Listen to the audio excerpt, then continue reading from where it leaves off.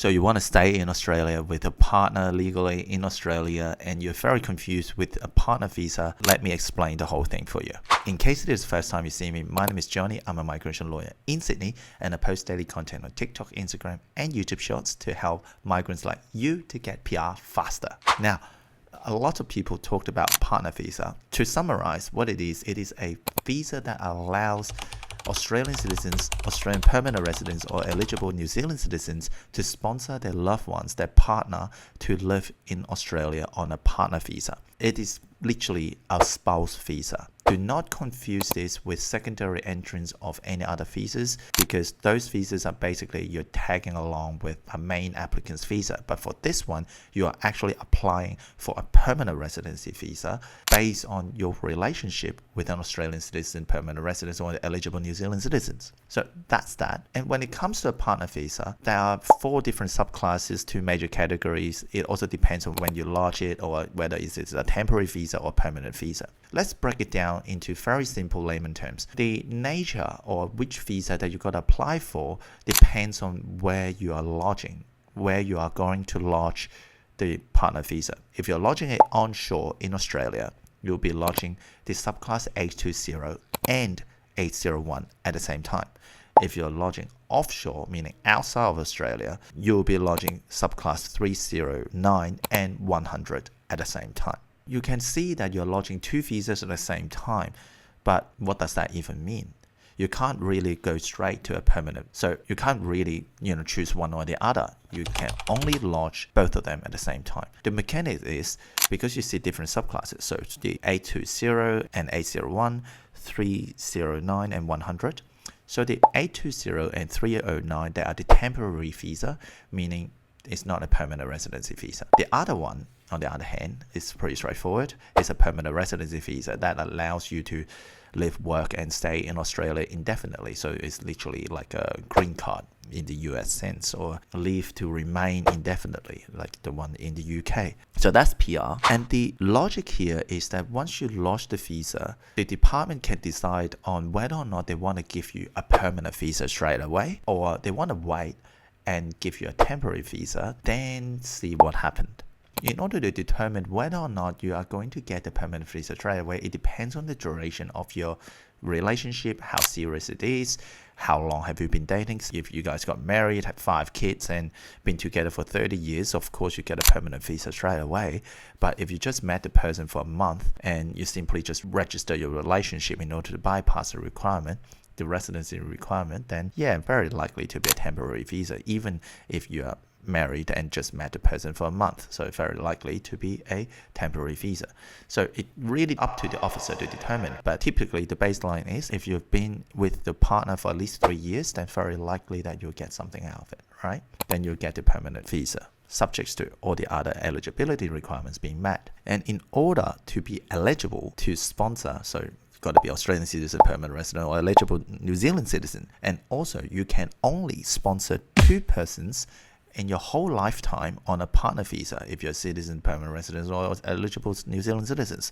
So there's no way around it. Make sure you use your chance carefully. You only get it once. And for the visa applicants, for the one being sponsored, how do you get permanent residence if you don't get a PR straight away? So what it takes is the department wants you to wait for 2 years before they invite you to apply. So how it works is that the moment that you submitted the visa, then there's a clock for 2 years that start ticking. Because for the partner visa, it takes around 1 year to 2 years to grant.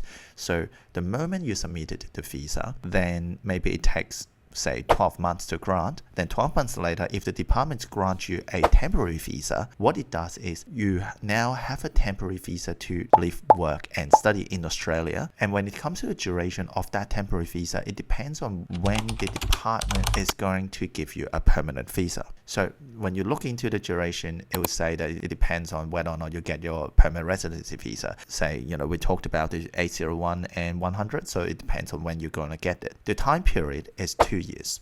So once you lodge it, not the time that you grant, the moment starts when you lodge the partner visa, then you wait for 2 years, and then maybe halfway through you get a temporary visa. That's fine, the clock is still going until 2 years later, around give or take, the department would issue a letter asking the sponsor whether or not they would like to continue sponsoring the visa applicant, which means that, in the other word, asking a sponsor, are you happy to give your partner a permanent visa? Is your relationship still around, still going strong, still normal? Are you happy to do that? If the sponsor responds saying yes and then provide additional supplementary documents supporting the relationship, then the department will grant the permanent residency visa. So the whole duration could be 2 years and a bit. So that's the whole part of it. Now, the other thing about the relationship, how long do you need to do it and what's the eligibility for it? So in order to become eligible to be sponsored on a partner visa, you need to either be in a de facto relationship, meaning you live together, or you're in a marriage, a civil marriage, whether or not you have a party and a traditional marriage, it doesn't matter. Well, of course, if you have it, that would be great. But like, the most important part is the civil marriage. Do you have a marriage certificate? When it comes to a de facto relationship, things are a little bit more tricky because you are not married. So the department requires you to be living together for at least 12 months before you can apply. There's one exception to it, one way to bypass it, which is to register your de facto relationship in one of the Australian states. Some states, they allow you to register your relationship with them. The department would take this registration of a de facto relationship very seriously, and this is effectively a way to bypass the residency requirement through that. When it comes to the documents that you need to prepare, there are various categories of it. So most of the time will be the relationship documents. You have photos together, travel history together, love stories, we all heard of it, and social evidence. Do you have friends gatherings? Do you attend each other? Do people around you know that you guys are in a relationship? Do you guys share expenses? Do you guys live under the same roof? And also finance is very important. There's a lot of people talked about joint bank account, but it's not necessarily a deciding factor. If you have it, that would be great. But what the department is trying to look for is whether or not you guys are actually sharing expenses. If you only have a shared bank account but have no money, no transaction in it, I don't think there will be a lot of weight in it. But if you have a shared bank account and you see that the husband is buying coffee from that account every single morning, the wife uses the same account and go for Pilates, for example, every Wednesday and see the same transaction, then you know that, yeah, they are sharing expenses. And you also see them every month. The husband deposits $5,000, the wife deposits $5,000 as a shared expenses. Then, yeah, that would be a very strong evidence. And also, of course, identity documents and police check, that kind of thing. However, there's one tip that I want to give it to you, because the cost for applying for a partner visa is ridiculously high. It's 9,000 something Australian dollars. Do not rush it. If you rush it, and the department refuses it, then you lost 9,000 something dollars on the spot. So make sure you do it properly. You get everything done properly before you submit, and don't risk the $9,000. In my next video, I'm going to talk about the Schedule 3 partner visa, which is not a standard partner visa. It's basically for people who are currently overstaying in Australia or have compassionate reasons or compelling or compassionate reasons to reside in Australia and to apply for the partner visa onshore.